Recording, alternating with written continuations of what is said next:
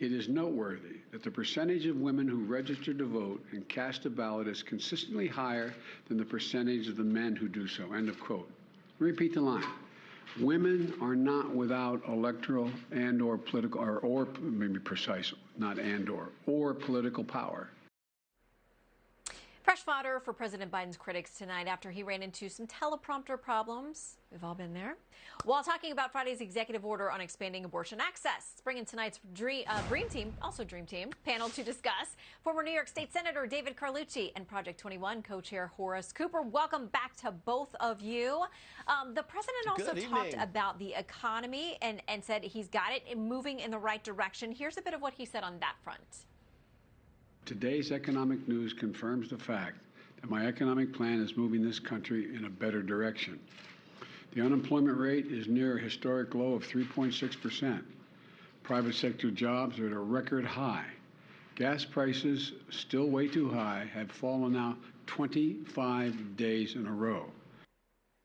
So, Horace, it's been a rough patch for this administration on the economy, but the president pointed to numbers today he says are pointing us in the right direction. Well, that's absolutely wrong. The American people disagree. The American people have been saying now almost 45 days in a row, when asked, how unhappy are you about your present economic situation, about the job that the president is doing, about America, even our patriotism. The American people are saying in circumstance after circumstance that this president's poor stewardship of our economy, of our nation, of our national security is something that they do not like, they do not embrace, and there is a day of reckoning coming for this president's party, and it's precisely because he refuses to change course. Well, let's look at this. Monmouth Polling has had some numbers very tough for the White House to try to digest this week. They say more Americans are struggling. Inflation and gas prices top family concerns. They say more than 4 in 10 Americans, 42%, say they are struggling to remain where they are financially. The number of people who say they're struggling has increased by 18 points since last year. 24%, now 42%, with that increase being fairly across the board when examining key demographic groups, including income, race, and partisanship. David, that sounds like a tough hill for the White House to climb at this moment. Look, I can appreciate the sentiment from the American people. Inflation has been rising, gas prices are rising, interest rates are going up. But when we compare that to the rest of the world, with inflation going up in India, in New Zealand, and the entire EU at a higher rate than the United States, President Biden is right. His plan is working. When you have the dollar at the strongest it's been in decades, when you have the job market that we have that's just going bonkers. Look, Ronald Reagan said it well. A recession is when your neighbor loses your job or loses their job.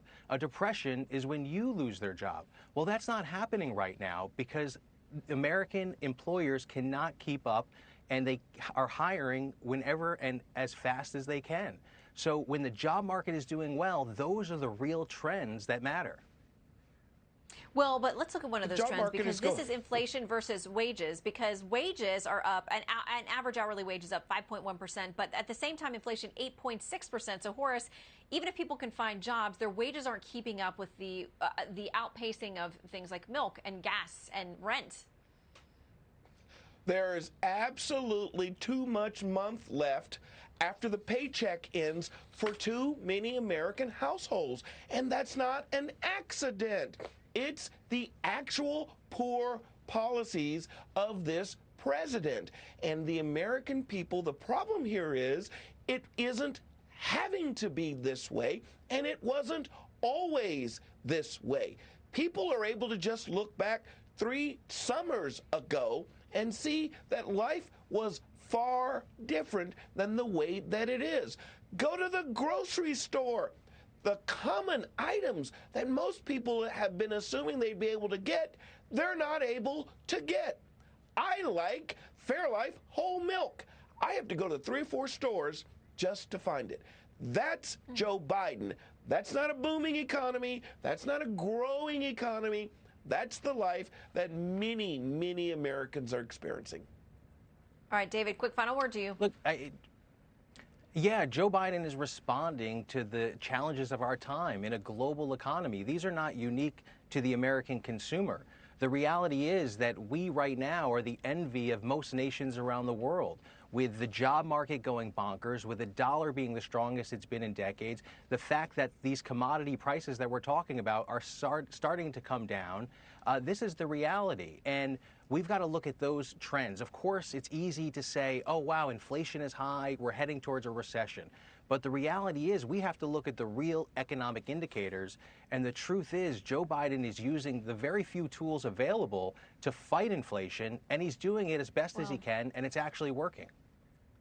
Okay, well, we'll see. The Atlanta Fed and its predictions about where we are with respect to a recession, we'll know in days whether the actual data itself gives us that answer. David and Horace, thank you very much. Thank you. Thank you.